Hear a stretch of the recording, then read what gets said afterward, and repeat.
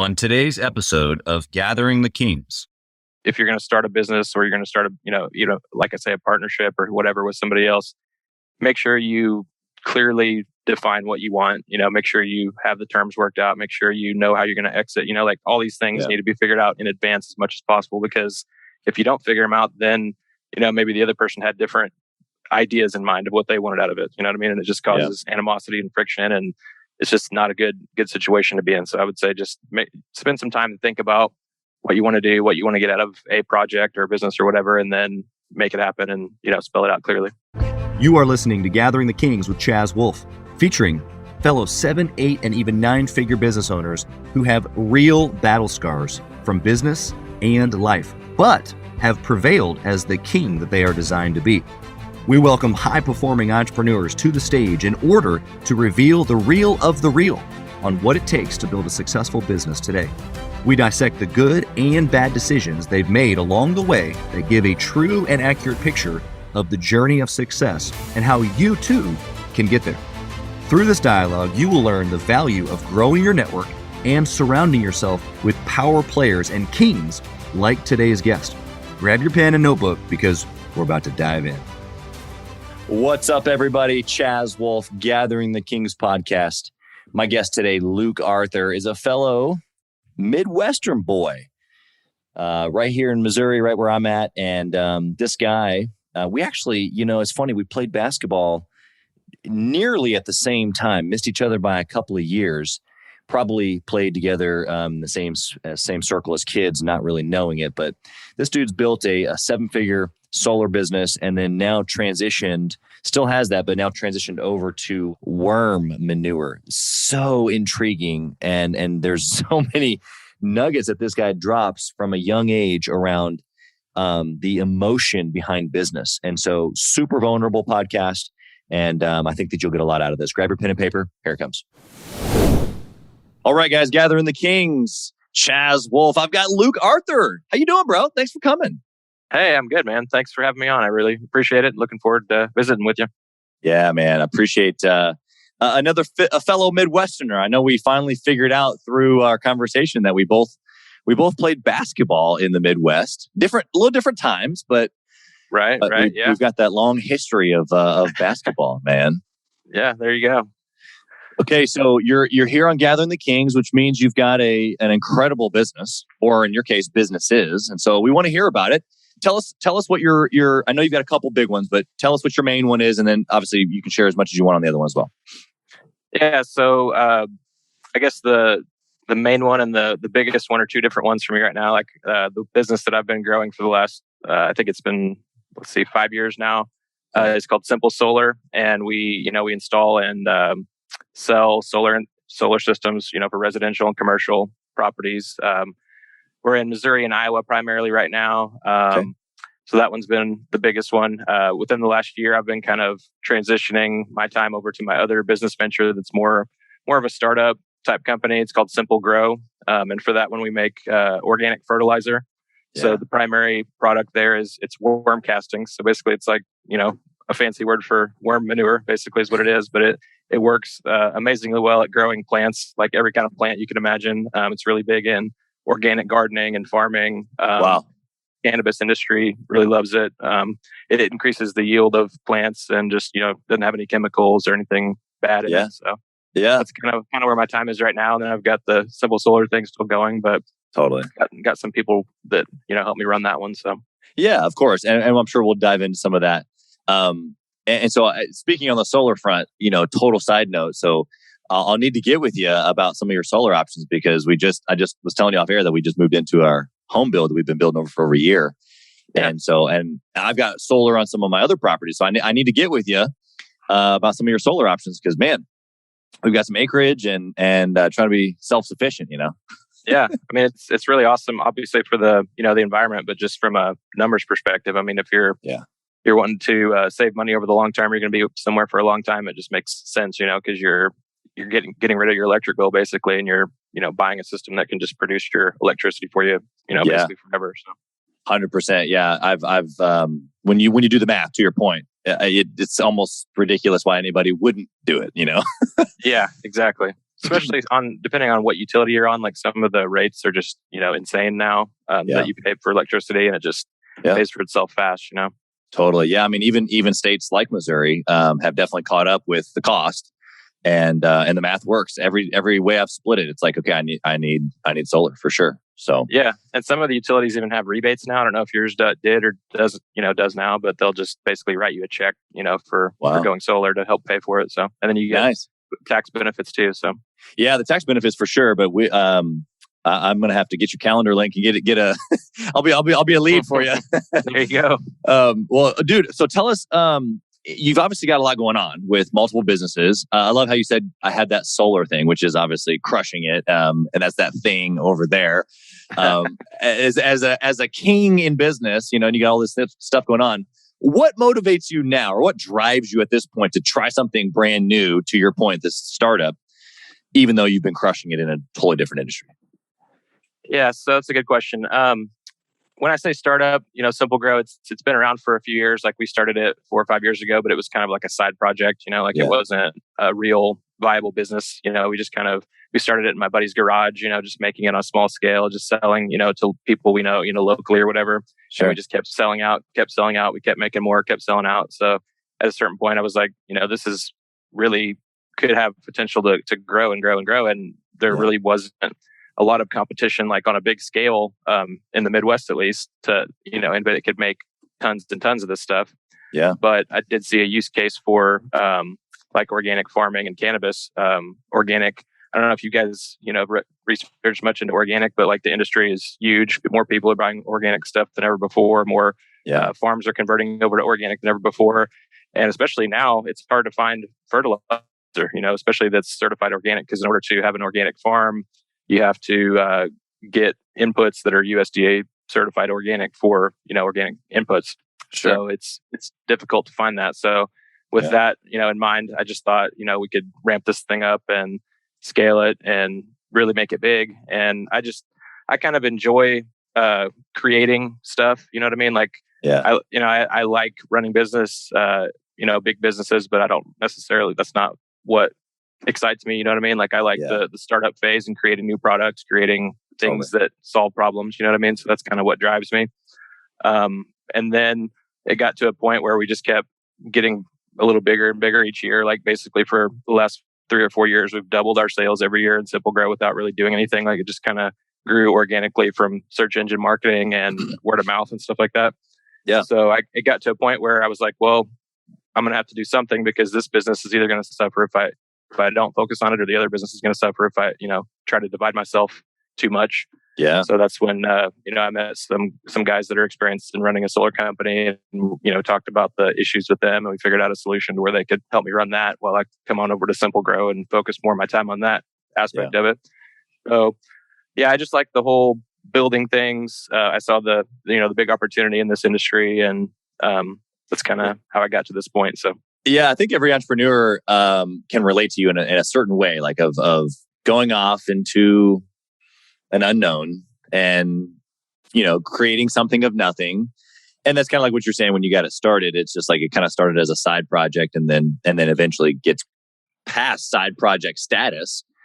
And so I think that, most listeners, whether they left their job and now their business is that, whether they're a contractor or they run ads on the side for somebody, and then eventually they just get enough clients where it takes over what you were previously doing, which is in essence what you're saying, but you just have the experience of now multiple businesses. And so we're gonna draw on some of that as we talk about some of your decisions and stuff. But I think it's really cool because you're going to give us an insight of not only how you built already a 7-figure business, multiple 7-figure business, but then also building, like in the current process of building this next thing, which I think is amazing, because you're like me, you're crazy enough just to keep doing it over and like, I want to do it again. I want to do it again. I want to go through that hard patch of creating systems and hiring people and, all the stuff of scaling. You know what I mean?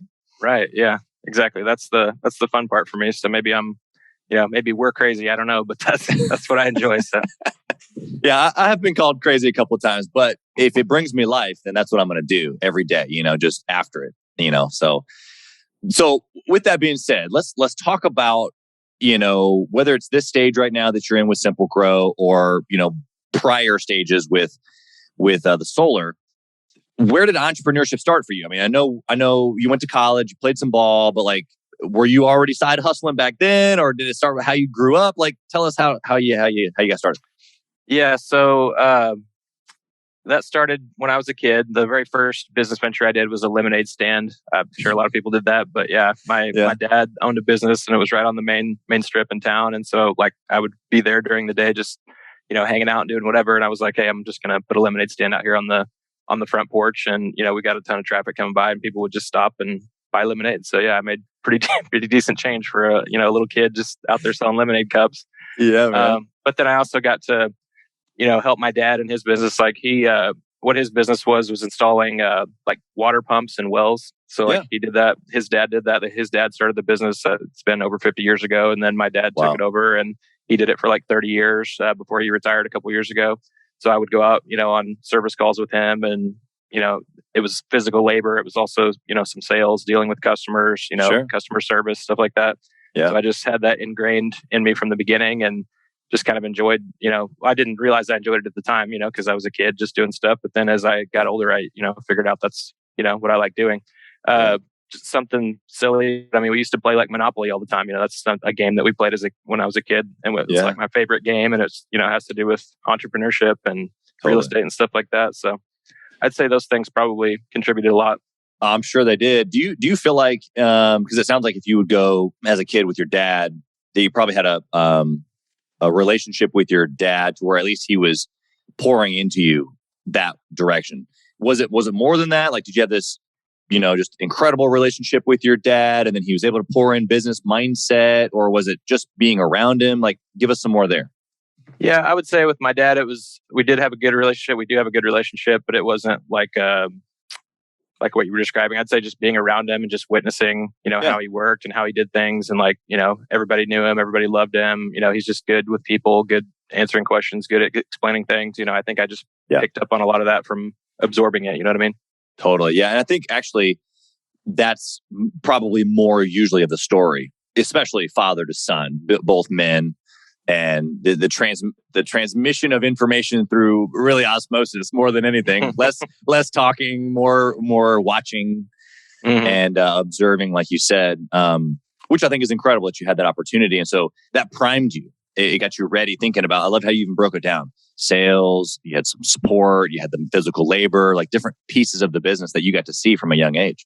Yeah. Another aspect too that I didn't touch on, but like after I went to Missouri State University and got a business degree. That was after I went to Evangel for a year. Nice. But that taught me a lot about business. And then from there, I took a job with, I got married to my wife, Jody, and her family owned a couple of, I think it's up to like 5 different stores now in Northwest Arkansas, flooring stores. Okay. So I went and worked for them and they taught me a ton about business. A lot of those lessons applied directly over to the solar installation business that I started because it had a lot of the same things. You've got installation crews, you've got sales of product. So I mean, I learned a lot about every aspect of that business. And I ran the installation crews there for a while. I was in sales. Started out in the warehouse. I mean, I just saw how all of it worked. And I already had the initial business lessons and stuff that I learned from my dad. Over the years. But then that taught me like a different side of business in general, and I think it really helped a lot. Yeah, I love how you've done a really good job in just verbalizing the different sections of a business, and that they all kind of counter interact and work together. But sometimes, most of the time, probably the listener right now in a 6-figure business, like he or she's probably wearing multiple hats, and sometimes it's hard to differentiate. Even they know they're wearing multiple hats, but it's hard to know. Like, okay, I got to take my customer service hat off and I got to put my sales hat on because I need to be able to make sure I charge accordingly and then make sure I show value so that way this customer buys, or whatever hat it is that we're interchanging, right? Right. Exactly. Yeah. That is one thing.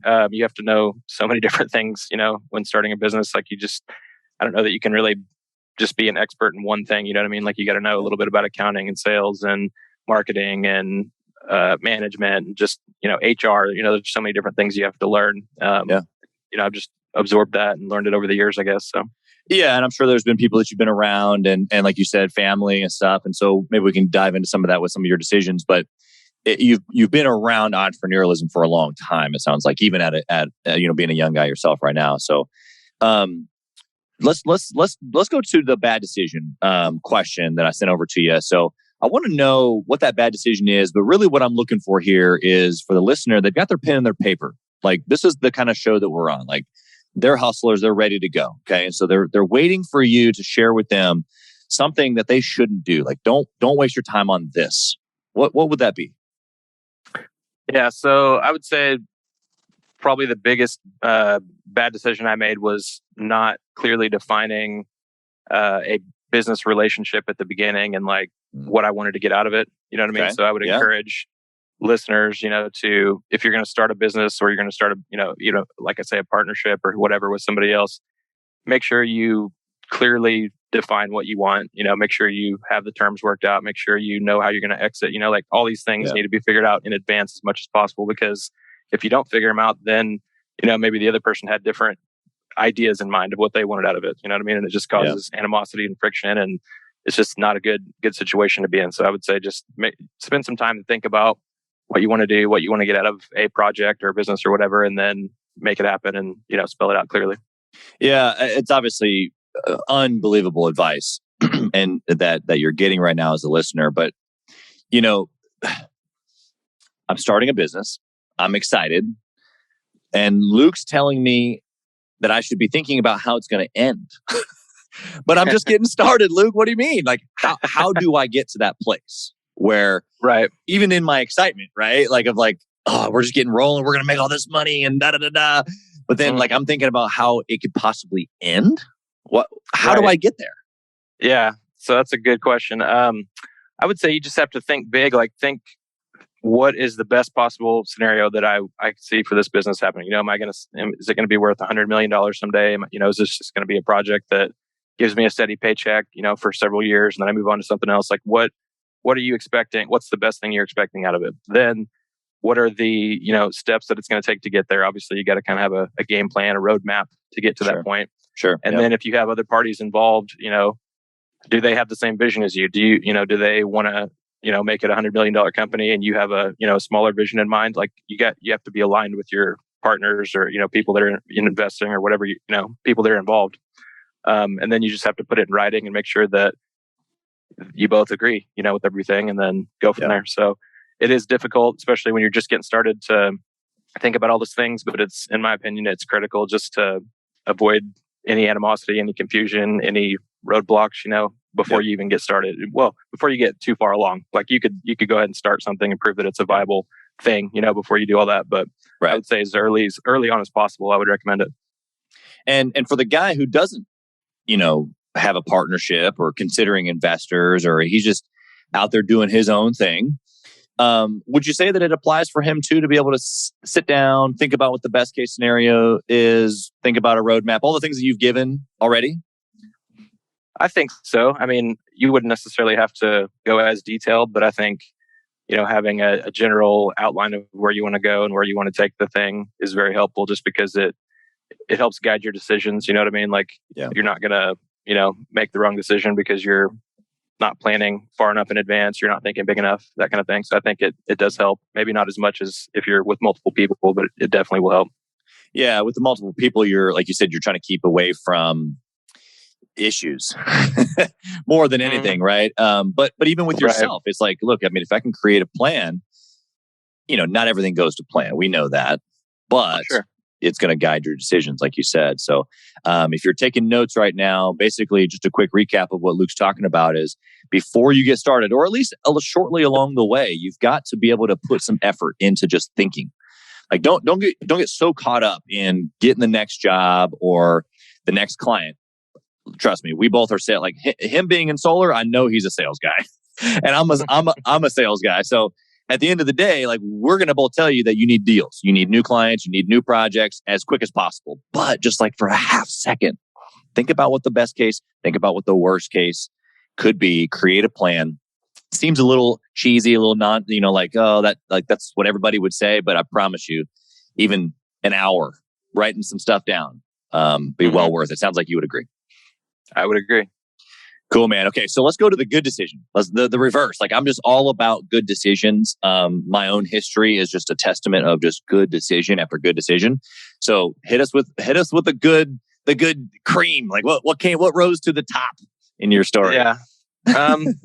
So it may be along the same lines as, a generic cheesy answer, but I think it's really critical is just like getting started with the businesses. You know what I mean? Like that was the hardest, most difficult thing for me. And I had so much self-doubt and so much fear and like, no, I can't do this. I shouldn't do that. Like when I started the solar company specifically, like I didn't even consider that as an option at first. Like I knew all about solar and I'd been working for another company and doing that, for years. And it took my friends encouraging me and being like, hey, why don't you just do this? Like you don't need to do all that other stuff and, make less money and all this. Like you can do it yourself, And I'm like, no, that wouldn't work.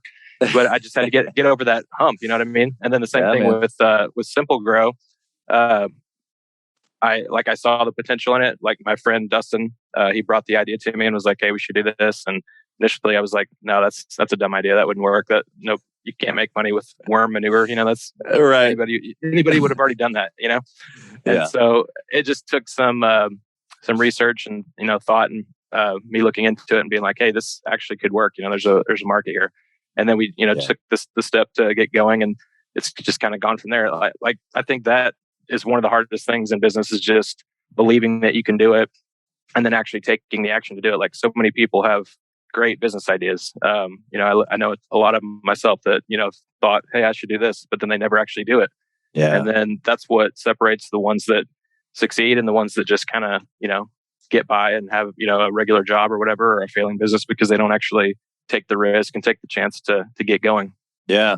Okay, I mean, I appreciate you saying all that because it's so true, but even more than that, you were super vulnerable about self-doubt and just like that mindset of like, sounds like a good idea, but I'm nervous, I'm scared, I hesitate, whatever emotion you want to insert into that sentence. So how, if someone's listening to that going, oh my gosh, Luke, that's me, dude. Like, I'm with you on that. Like, how do they get to that place where they just go, you know what, wipe that out of my brain, take action? Yeah. I mean, I think there's several things involved. Like one, and I think you're going to mention it later, is just like self-development, like building up your own mindset, studying things that, from other people that have won. Like I read a ton of books, about business and business development and just personal growth and stuff like that. Getting to a certain point where you don't have that negative voice in the back of your head telling you, hey, you can't do this all the time. You know what I mean? Like it takes a long time to get past that point. Luke, you talking about brainwashing yourself, bro? Yeah, basically. except a lot, in a good way, I guess. Yes, and definitely in a good way. I mean, I joke, obviously, but in a good way, right? Like, why would you not want the voice inside of your head on a regular basis telling you, dude, you can do that. Solar business, sure. Right. Simple Grow, worm manure, yeah, let's go. Like, why would you not want that voice? Yeah, exactly. Because from the time that we're, little all the way, up till now, it's like the world just kind of like beats you down by telling you can't do things, or people that don't want to try, they try to pull you back to their level, and they're like, I don't want you to succeed when I'm sitting here not succeeding. You know what I mean? So it's always negativity. So it's really rare to be able to, get rid of that and block it out and just forget about it. And then I would say for people just to, in general, think about what the worst case scenario is if you started this, and is it really that bad? You know what I mean? Like most of the time you put so much fear and things around the worst case scenario, but you don't stop to think about what it actually would look like. You're not gonna, die if your business fails. You're still gonna bounce back. You're gonna do something else. You know what I mean? Like there's always another path. And think about how many people before you have, filed bankruptcy with one company, but then grown another company to billions of dollars. You know what I mean? Like there's always another path that you could take. And I would just encourage you, the best case scenario is a lot better if it succeeds than the worst case scenario is bad if it fails, in my opinion. So you have everything to gain and nothing to lose. Yeah, I love that perspective. Actually, you gave two perspectives. So if I'm recapping for the listener here of that, just go for it. You don't have anything to lose. Like that was the second point there. And you're right. The potential greatness or the light at the end of the tunnel is actually brighter than you realize. The good is really good. But it doesn't mean that it's easy. But you'll never have it unless you take that initial step. And then the other thing that you said, you're not going to die. Like, it's not going to kill you. And that reminds me of David Goggins, and he has this mantra about himself, obviously, but then even in his book, he just is like, look, dude, I'm not going to die. I'm like, he's put himself literally in situations where he was going to die. And he's like, this right here, this ain't going to kill me. And so quick side note here. I don't do this often, but it was 2 years ago. My dad and I were in Wyoming. We're elk hunting and we're like 3.5 miles in. I just shot a beautiful bull. I'm actually about to hang him on the wall like later this week. Shot a beautiful bull and we're a couple miles in and we're quartering him up with another guy and we're in bear country. So I got to like hike every single 100-pound quarter, like a third of the mile away. And then I come back. They've cut up another one. So I'm like almost 2 miles in, just carrying these 100-pound quarters, just getting him away from the carcass so we don't come back to bears tomorrow. And then we hang him in a tree. So we're like 8.5 hours into this. Wow. And we still got 3 miles to get back to the cabin. And so I got my 40-pound pack on. I got this 100-pound antlers, head, skull, cape thing, that I'm just all the way out, right? 3 miles. And it was a couple of hours, like probably 3.5 hours it took us to go that distance with all that weight. And my dad was like, dude, I don't know what you're on. And what I was on was what you were just saying, Luke. I literally kept telling myself every about 20 steps is, I am not going to die. Freaking keep going. Mm-hmm. You're not going to die, bro. Keep going. You're not going to die. You're not going to die. Yeah. So I don't know how that, helps somebody listening today, but you're not going to die, dude. Like, just go. Take the risk, take the jump, take the action, let's go. Yeah, I would agree. And another thing I would add is like all the times I've thought, worst case scenario, this is going to happen. This is going to happen. It's never happened. You know what I mean? Like, I've envisioned all these horrible, negative, terrible things that could happen or, feel like they're going to happen, but it never actually happens. You know what I mean? Like, you always figure out a way. You always, like, as long as you're willing to keep trying, keep going, you always figure out a way. Yeah. Yeah. There's a healthy fear there, actually, even. Like, I know you're saying basically don't have the fear, take action. But really what you're like, the layer underneath that is that if you have that fear, actually you can use it to good, which is you capture the best case scenario. Okay. So that's my plan. Well, what's the worst case scenario? Let me plan for that too. And then along the way, like you just said, you said it exactly, which music to my ears of just, you get creative, you figure it out, you're just not going to roll over, Mm-hmm. And so it's so good, man. Okay, so when you're thinking about decisions in your business, obviously we've gone over some good, some bad. Do you have like a process for making a decision or like any sort of like discipline that you follow around decisions? I don't have like a formal process, but I'll tell you what I do. So like if I've got a difficult decision to make, I'll just, I've got a whiteboard in my office. I'll write down, a few different ideas that come to mind, like here's one option, here's another, here's another, here's another. And then I'll just start to, shut myself off from all the other things for a while, spend some time thinking about each one, and kind of what we were just talking about, what's the best case, what's the worst case with this one and so on. And I'll think about each one. And then, through a series of, pros and cons kind of thing, praying about it, just asking God to help me, make the right choice, if it's an important thing.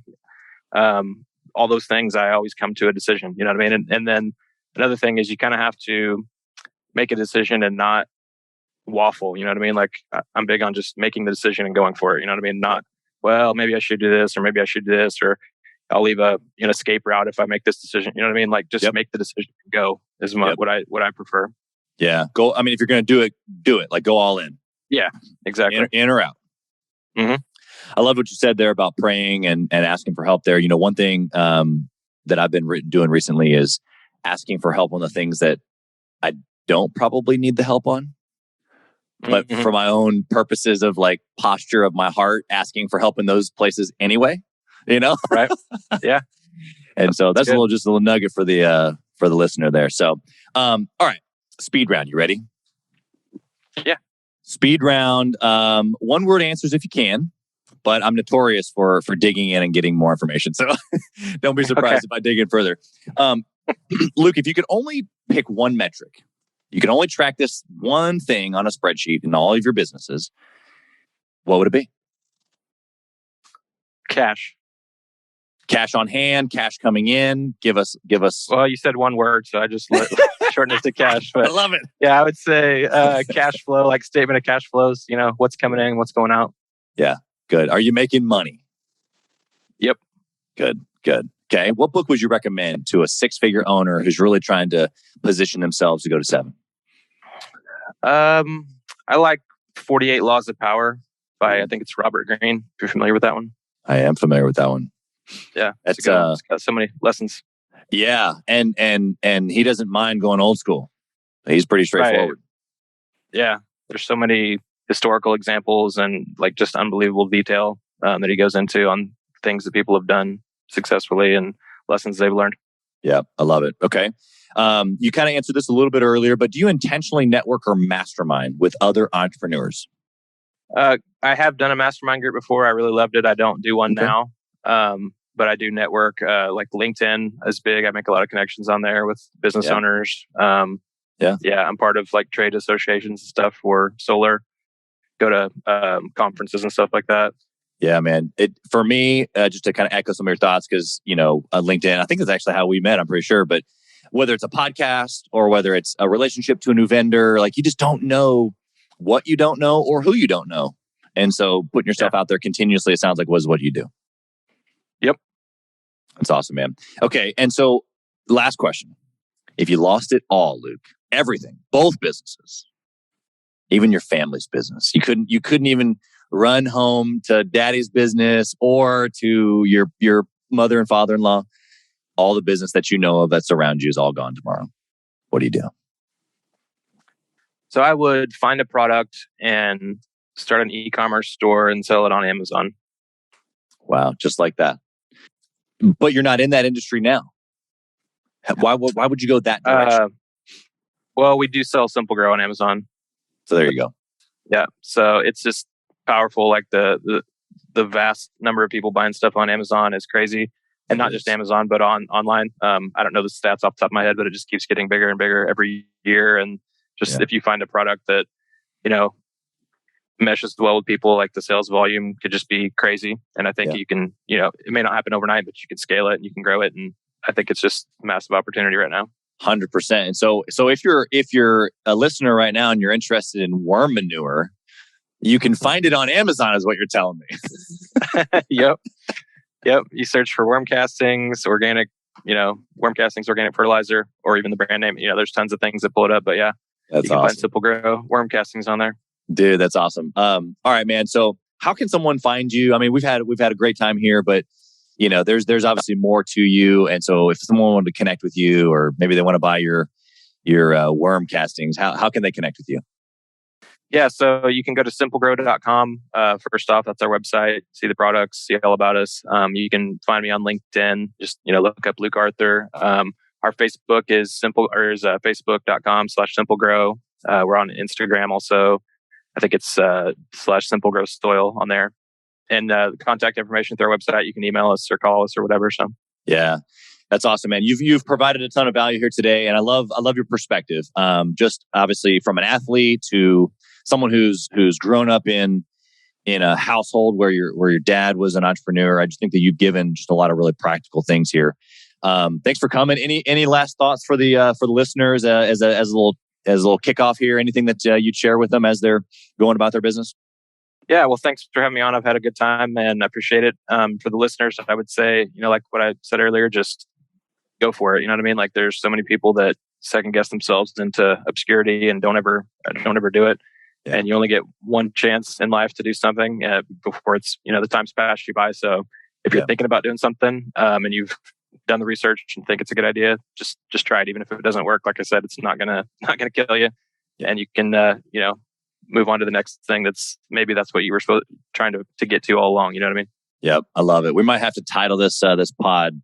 You're not gonna die. There you go. It's not gonna kill you. Well, dude, I appreciate you, Luke. You've been an incredible guest here today, and so you've given us plenty to think about and take notes on. We're going to have to follow the Simple Grow trail and see what kind of $1 trillion business you turn that into. There you go. Appreciate it. Awesome, man. We'll talk soon. All right. Thanks. Thanks for listening to Gathering the Kings. We hope you got a ton of value today and learned a thing or two about taking your business to 7 figures and beyond. If you desire more and want a community around you to help you get there, I want you to go to gatheringthekings.com. That's gatheringthekings.com. And I want you to apply for our next Becoming a King 90-day intensive. We are extremely exclusive by nature as a group. What that means is that we're really wanting only the entrepreneurs who take their business and targets super serious to apply. So if that's you think you got what it takes to level up your business, I want you to go to gatheringthekings.com and apply. And we will see you on the other side.